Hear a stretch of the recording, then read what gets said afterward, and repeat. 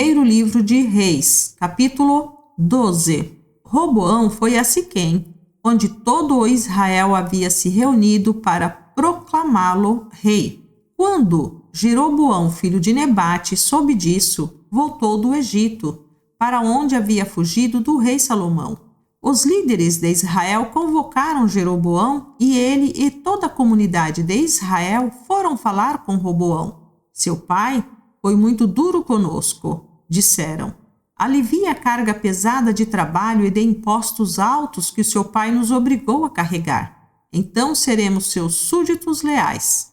Roboão respondeu: deem-me 3 dias para pensar. Depois, voltem para saber minha resposta. E o povo foi embora.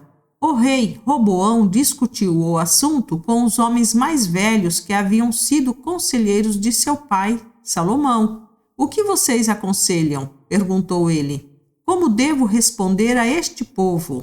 Eles disseram: se o Senhor estiver disposto a servir este povo hoje e lhe der uma resposta favorável, eles serão seus súditos leais para sempre. Mas Roboão rejeitou o conselho dos homens mais velhos e pediu a opinião dos jovens que haviam crescido com ele e agora o acompanhavam.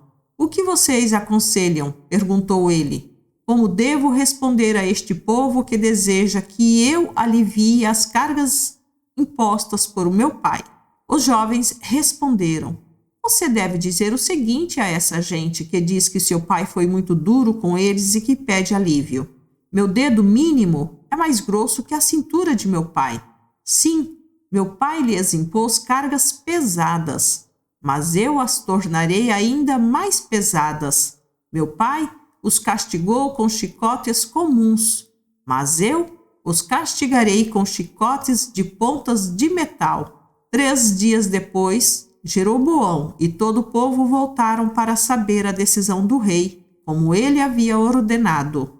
Roboão lhes respondeu com aspereza, pois rejeitou o conselho dos homens mais velhos e seguiu o conselho dos mais jovens.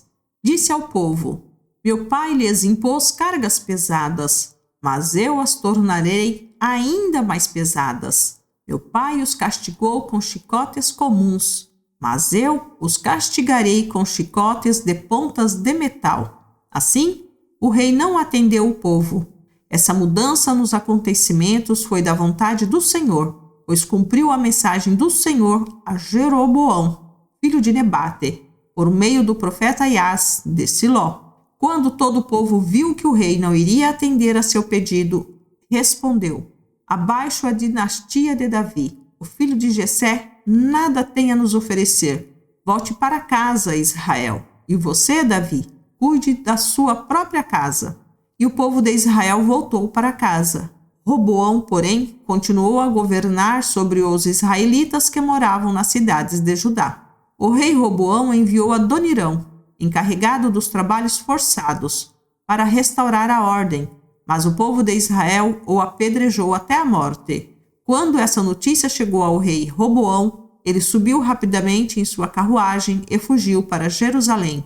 E até hoje as tribos do norte de Israel se recusam a ser governadas por um descendente de Davi.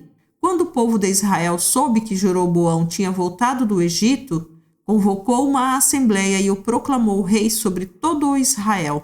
Apenas a tribo de Judá permaneceu leal à família de Davi.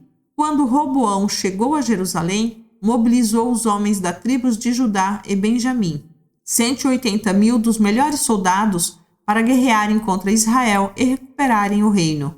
Deus, porém, falou a Semaías, homem de Deus: diga a Roboão, filho de Salomão, rei de Judá, e a todo o povo de Judá e a Benjamim e ao restante do povo: assim diz o Senhor, não lutem contra seus compatriotas, os israelitas. Voltem para casa, pois eu mesmo fiz isso acontecer. Eles obedeceram à palavra do Senhor e voltaram para casa conforme o Senhor havia ordenado.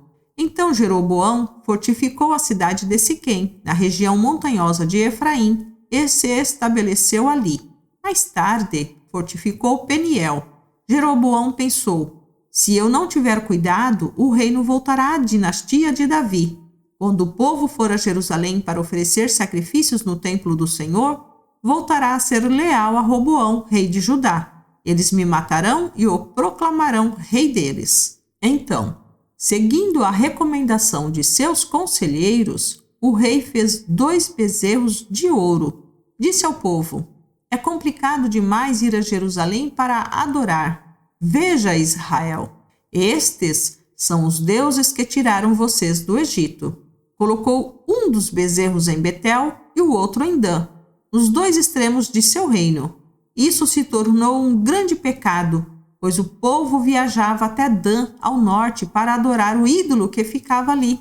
Jeroboão também construiu santuários idólatras e designou para serem sacerdotes homens do povo que não eram da tribo sacerdotal de Levi.